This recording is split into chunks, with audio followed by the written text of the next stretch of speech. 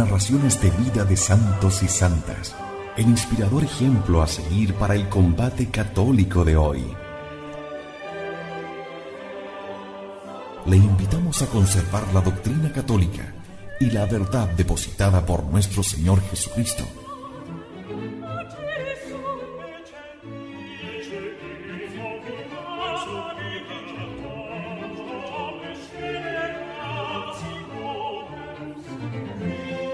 Somos Convicción Radio, auténtico catolicismo, por la gloria de Dios y la salvación de las almas.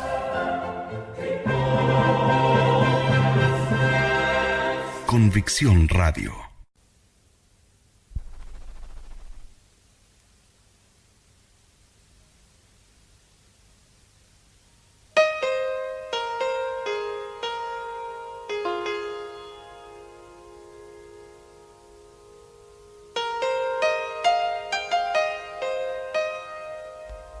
Los libros de oración de Santa Teresa.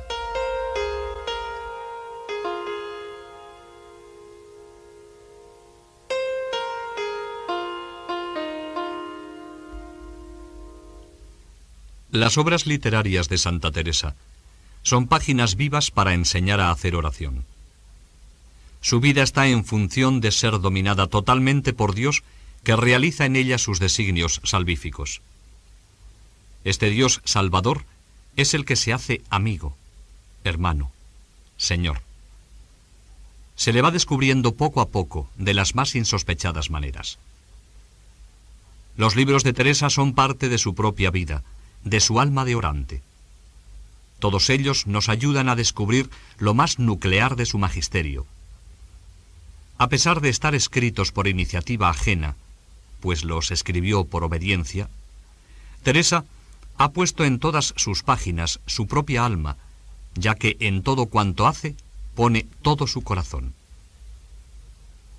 Sus libros son, por tanto, reliquias de su alma, recordatorios de su paso por la tierra, testamento y legado doctrinal a sus hijas y al mundo. Lo que resalta en sus obras es que todo lo que escribió tiene la lozanía de un coloquio y da la impresión de que el mundo entero, y cada persona en particular, es su auditorio. Todo está cercano al lector. La lengua, los deseos, la doctrina, la persona.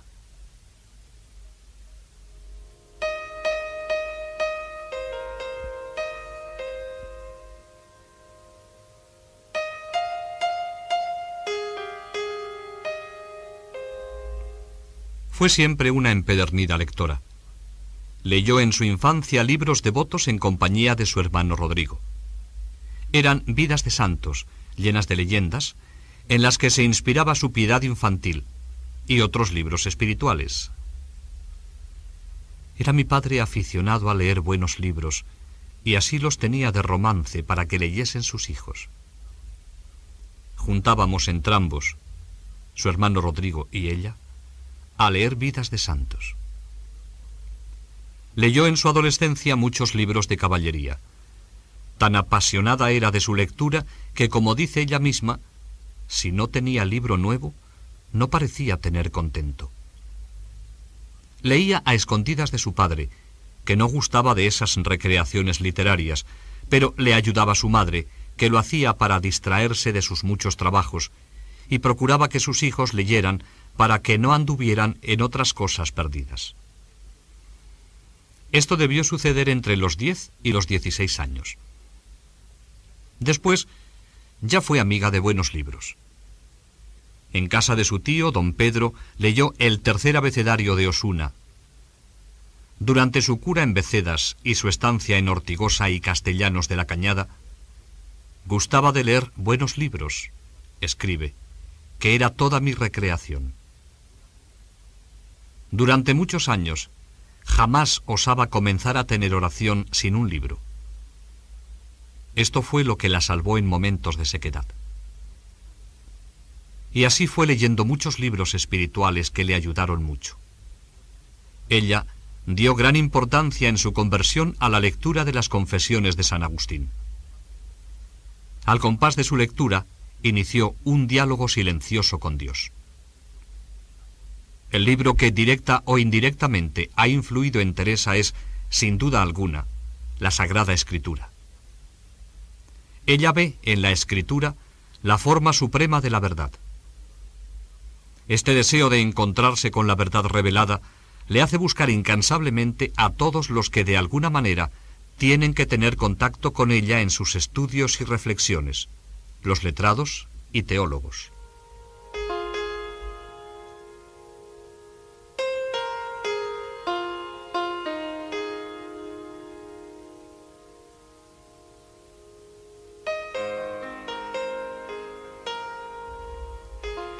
En la vida de Teresa hay un afluente mucho más caudaloso de cultura que en parte engloba el contacto con los libros y letrados, pero que los supera.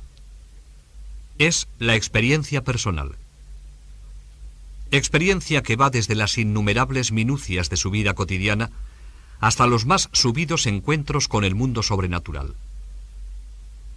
Ella es un ancho mar, una puerta abierta deseando ser hilo conductor de la luz de Dios.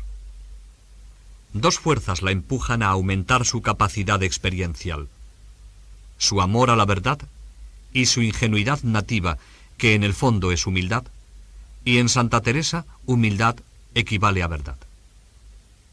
La ciencia experiencial de Teresa tiene dos cauces, el humano y el divino. Y ella, seguramente, siempre dio más importancia a la experiencia que le viene de Dios, única en los últimos grados de oración, que la que le viene de los hombres. Ni la lectura, ni el contacto con letrados justifican una mínima parte de los escritos de Santa Teresa.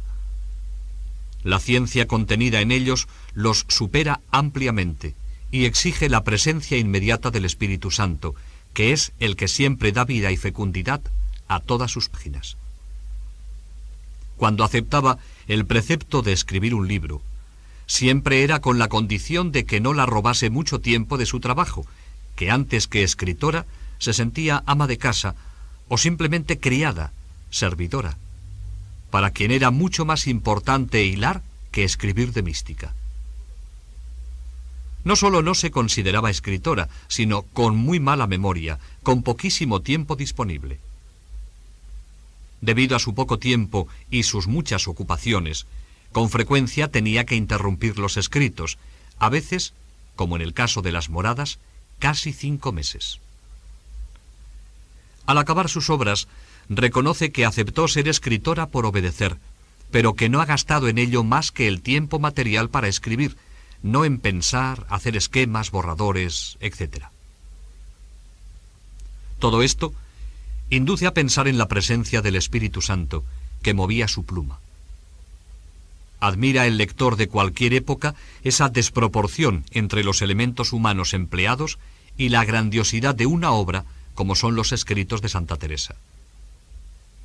La ciencia contenida en ellos está por encima de la cultura ambiental, de los libros leídos, de los letrados que la aconsejaron, que fueron los primeros en admirarse. Cuando se vio abandonada e incomprendida por la ciencia, apartada de las corrientes culturales y religiosas de su época, con la prohibición de muchos libros espirituales en la península ibérica, el Espíritu Santo sale al encuentro y suple estas deficiencias humanas, constituyéndose en adelante en su único maestro. Aludiendo a la prohibición de los libros en 1559, cuya lectura, como dice ella, la daba mucha recreación, nos refiere las palabras que había oído al Señor. No tengas pena, que yo te daré el libro vivo. Yo no podía entender por qué se me había dicho esto, porque aún no tenía visiones. Después lo entendía muy bien, porque ha tenido tanto amor el Señor conmigo para enseñarme de muchas maneras, que muy poca o casi ninguna necesidad he tenido de libros. Su Majestad ha sido el libro verdadero a donde he visto las verdades. Bendito sea tal libro, que deja imprimido lo que se ha de leer y hacer, de manera que no se puede olvidar. Este año de 1559 marca un hito en la historia interna de las gracias místicas en Santa Teresa.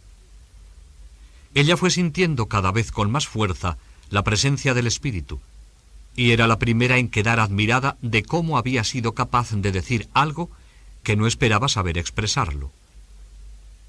Repetidamente en sus escritos alude al influjo del Espíritu Santo, que mueve su pluma de escritora. Que muchas cosas de las que aquí escribo no son de mi cabeza, sino que me las decía mi Maestro Celestial. Y así, me parece, es grandísima ventaja, cuando lo escribo, estar en ella, porque veo claro, no soy yo quien lo dice, que ni lo ordeno con el entendimiento, ni sé después cómo lo acerté a decir. Esto me acaece muchas veces. Con frecuencia se encomienda al Espíritu Santo para continuar escribiendo, o es consciente que sin la ayuda de Dios no podría ir adelante. Los santos padres, como San Agustín y los apologetas primitivos, hablan del maestro interior que está suscitando toda verdad en el corazón de los hombres. En Santa Teresa, esto se cumple. Ella misma hace alusión a las enseñanzas secretas de este Maestro Divino que enseña sin ruido de palabras. Fray Luis de León estampó en la edición príncipe de las obras de Santa Teresa cuanto sigue. En sus libros, sin ninguna duda, quiso el Espíritu Santo que la Madre Teresa fuese un ejemplo rarísimo, y en muchas partes de ellos me parece que no es ingenio de hombre lo que oigo, y no dudo sino que hablaba el Espíritu Santo en ella en muchos lugares, y que la regía la pluma y la mano, que así lo manifiesta la luz que pone en las cosas oscuras y el fuego que enciende con sus palabras en el corazón que las lee.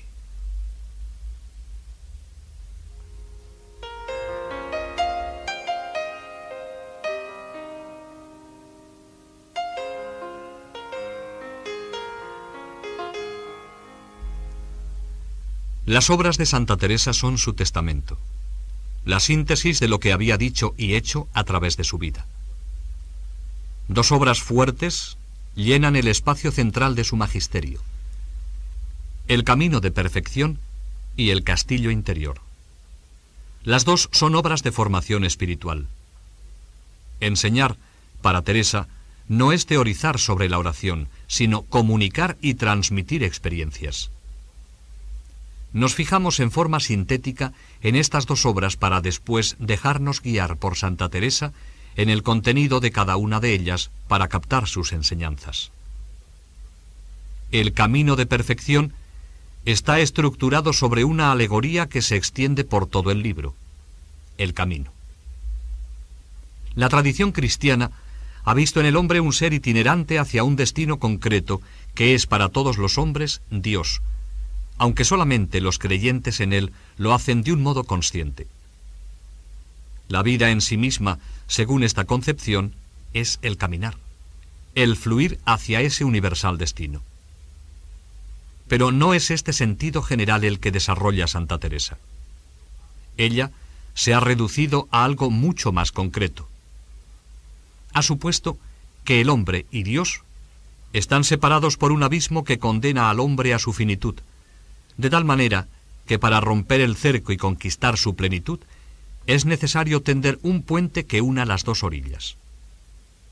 El hombre, en su existir, tiene que decidirse por algo, y esto caracteriza su modalidad en la existencia. Existe un camino objetivo, que es para todos Cristo, pero se conecta con él subjetivamente de muchas maneras. Santa Teresa propone como medio para unirnos con Dios y con Cristo el camino de la oración.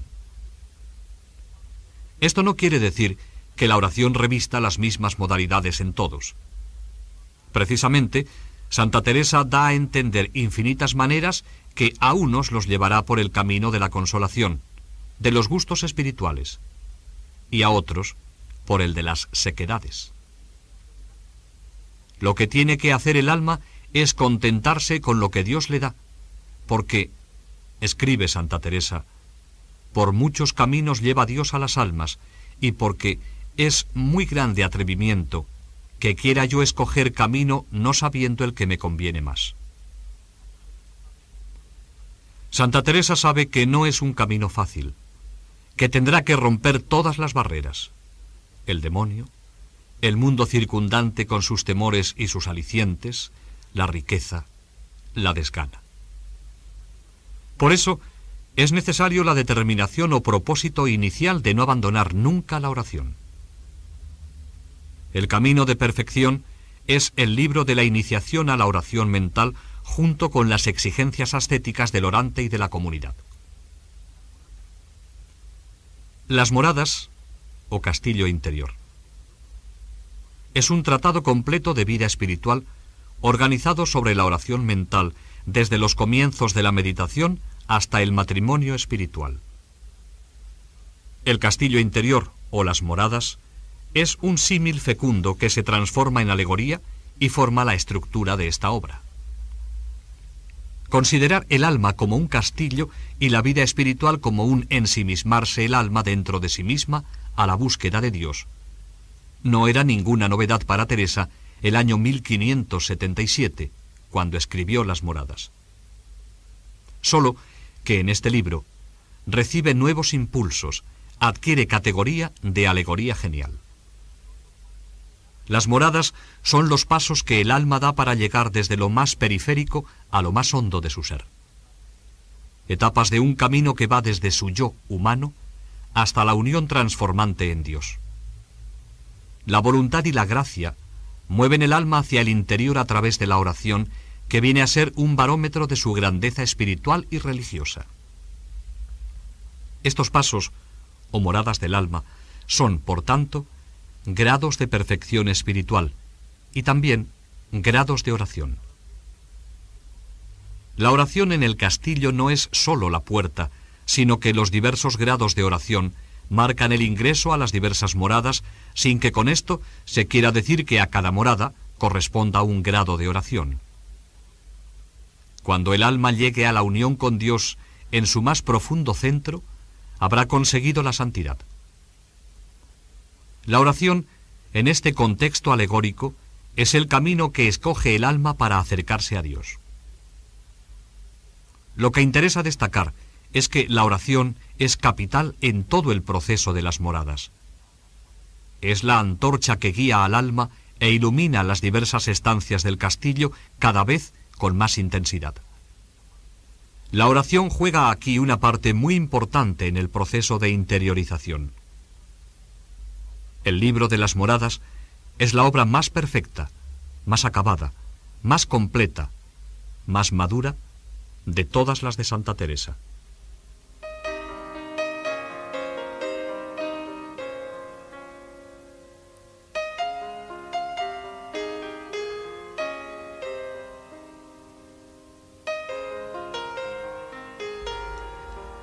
Santa Teresa, en sus obras, como veremos, nos habla de los grados de la oración, pero también nos habla de los condicionamientos, de la pedagogía de la oración. No lo hace de modo sistemático, sino espontáneamente, de camino hacia el fin. Pedagogía de la oración personal significa que existen algunas normas exigidas por Santa Teresa como necesarias para hacer bien la oración. La contemplación y la vida mística exigen una preparación remota. Pues bien, puede ser que el que cumpla con los requisitos de la oración en su primera fase, en la fase ascética, esté preparándose para llegar a metas más altas. La oración ascética será, en este sentido, mera disposición anímica, psicológica y moral para la contemplación. Estos son algunos de los requisitos que indica Santa Teresa. La determinada determinación. Es un presupuesto psicológico, quizá el más importante como punto de arranque para cualquier decisión del alma. La determinada determinación es un grito de protesta que nace del fondo del ser y se revela contra una situación penosa del ambiente o de la propia vida. La determinación de la que habla Santa Teresa y que veremos en su momento, supone no sólo comenzar el camino, haber superado las primeras dificultades, el miedo al ambiente, al qué dirán de las gentes, sino también la continuación, siempre mucho más dolorosa y difícil que la primera iniciación. Supone unos propósitos y unas realidades concretas, conociendo el fin, los medios, las dificultades y las armas con que se cuenta. Santa Teresa tuvo en su vida muchas determinaciones que no fueron decisivas hasta la de la Cuaresma de 1554, ante un Cristo muy llagado.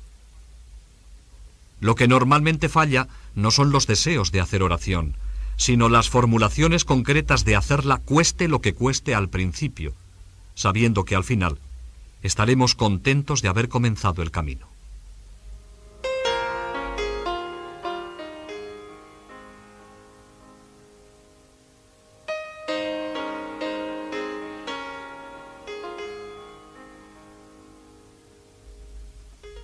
La buena conciencia es otro condicionamiento del que habla Santa Teresa. En este terreno ha sido pródiga en avisos.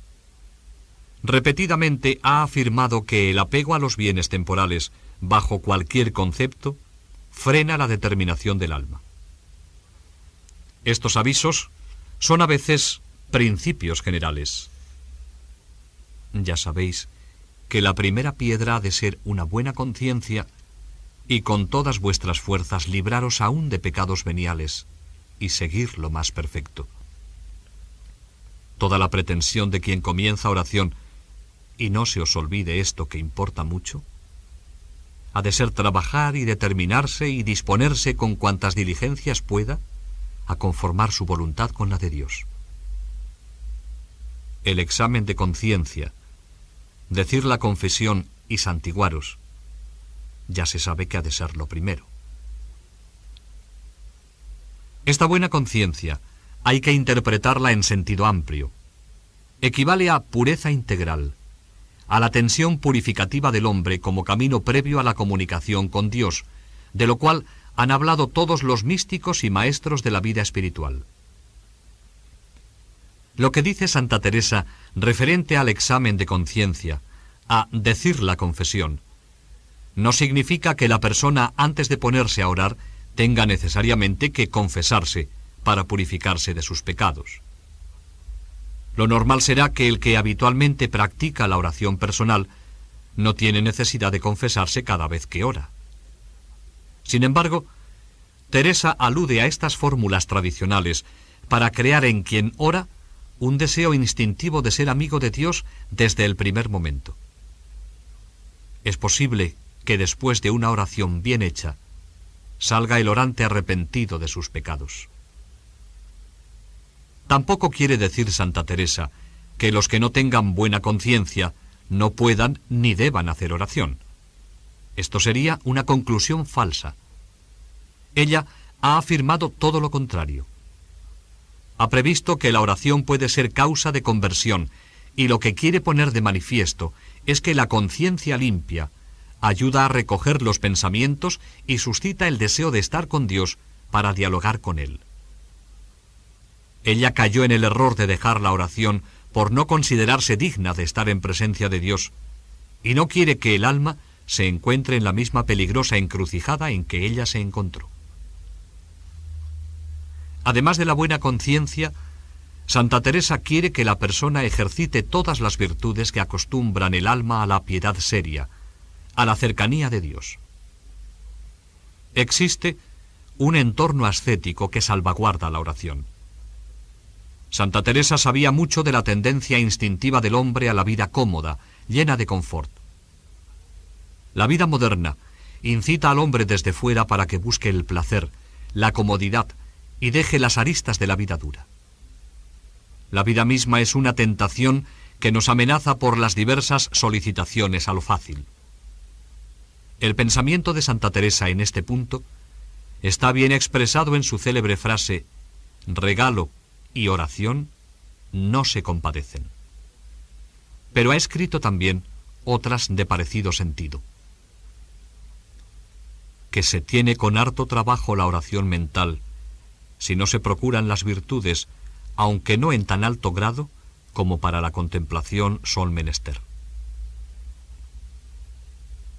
Pues ya en tan alto grado como es querer tratar a solas con Dios y dejar los pasatiempos del mundo, lo más está hecho. Porque los cuidados inquietan a la oración. Es gran negocio comenzar las almas oración, comenzándose a desasir de todo género de contentos y entrar determinadas a sólo ayudar a llevar la cruz a Cristo. Lo que he entendido es que todo este cimiento de la oración va fundado en humildad, y que mientras más se abaja un alma en la oración, más la sube Dios. Tened este cuidado, que el principio y fin de la oración, por su vida contemplación que sea, siempre acabéis en propio conocimiento. Analiza Santa Teresa los efectos del excesivo apego a los bienes de este mundo, la hacienda, la honra, el deseo de ser estimado, y avisa de los estragos que todo ello puede causar en el alma por falta de control. Si hay punto de honra o de hacienda, que aunque tengan muchos años de oración, que nunca medrarán mucho ni llegarán a gozar el verdadero fruto de la oración. En relación con la vida ascética, como preparación para la oración, reconoce que existió en su propia vida un engaño manifiesto. Querer compaginar, querer compadecer, como dice ella, el saboreo de los gustos de este mundo y los de la oración. Paréceme ahora a mí, esta manera de caminar, un querer concertar cuerpo y alma para no perder acá el descanso y gozar allá de Dios. Mas es paso de gallina. Nunca con él se llegará a la libertad de espíritu. Ella se lamenta de que, no obstante que tuvo grandes deseos al principio, no llegó a las alturas por no tener quien la obligara, pues procuraba esto que he dicho, tener oración, mas vivir a mi placer. La misma expansión afectiva en los locutorios de la Encarnación limitaron su capacidad de orante y la llevaron al borde mismo del precipicio, dejar la oración. De todo esto sacó la experiencia para escribir sobre la buena conciencia como requisito para hacer bien la oración personal. Hoy está conmovido todo el campo de la ascesis cristiana y no se sabe bien si se busca un equilibrio humanista o más bien huir de la pasión de Cristo. Ciertamente, hoy no se pueden revivir muchas formas de ascesis que implantaron los padres del desierto en los primeros siglos del cristianismo. Y también es verdad que hoy la vida nos ofrece infinidad de oportunidades que se equiparan a la verdadera ascesis. Hoy podemos encontrar la cruz de Cristo, por ejemplo, en el trabajo, que para algunos puede ser agobiante en algunos momentos. En el esfuerzo inherente al trabajo, a las angustias de cada día. Podemos encontrar la cruz en las prisas que provienen de nuestra falta de tiempo y del exceso de actividad que son causa de tensión. Leyendo a Santa Teresa, podríamos preguntarle si todo esto es suficiente para que la persona que quiere orar hoy no tenga que buscar ninguna añadidura ni complemento ascético para orar bien. Quizá Teresa nos dijera que estamos evitando peligrosamente las aristas de la cruz de Cristo, que, después de todo, tenía que configurar nuestro cristianismo, y la estamos pintando de color de rosa. El cristiano tiene que acercarse a Cristo en la oración, y él también es un ser paciente. Y si el hombre de hoy quiere dialogar con Cristo, al estilo de los santos y de lo que ellos nos han enseñado, tendrá que imitar a Cristo en alguna medida. La sensibilidad espiritual de cada uno tendrá que saber hasta qué punto su fe y su caridad le exigen la mortificación de los sentidos. Pero para ello, lo primero que hay que hacer es educar esa sensibilidad para que no se deje llevar por el capricho, sino que esté abierta a las exigencias del espíritu.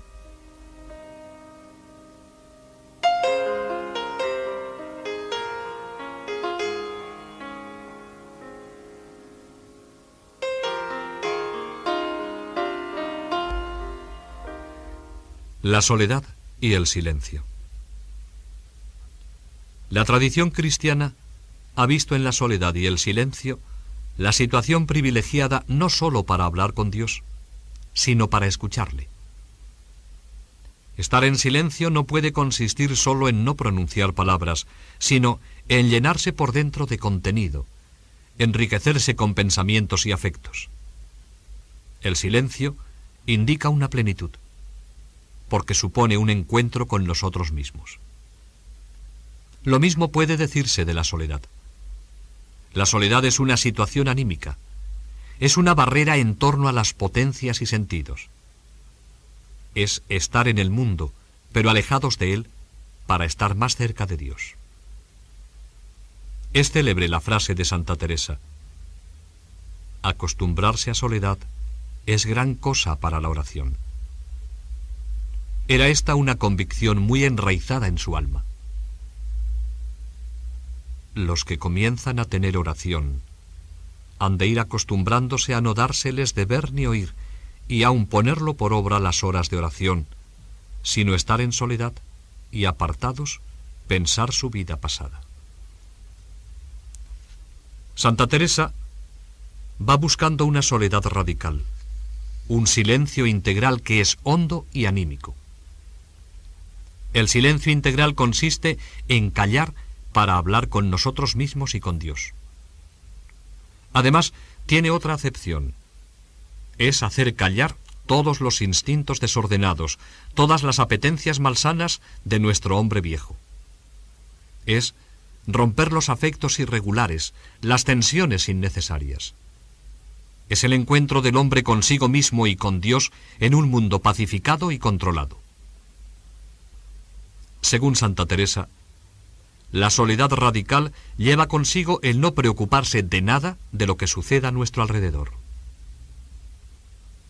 Porque lo que más hemos de procurar al principio es sólo tener cuidado de sí sola y hacer cuenta que no hay en la tierra sino Dios y ella. Y esto es lo que le conviene mucho.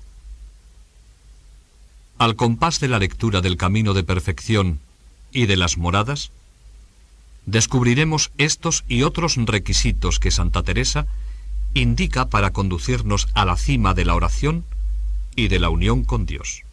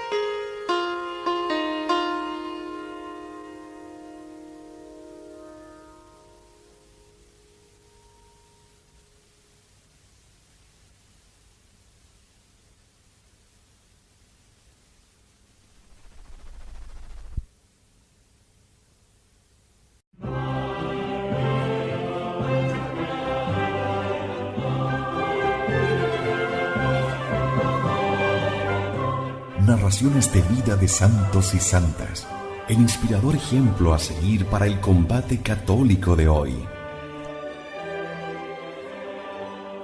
Le invitamos a conservar la doctrina católica y la verdad depositada por nuestro Señor Jesucristo.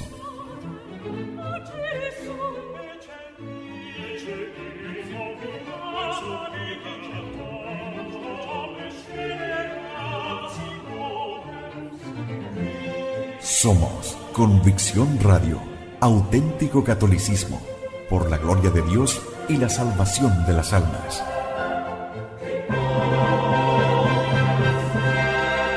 Convicción Radio.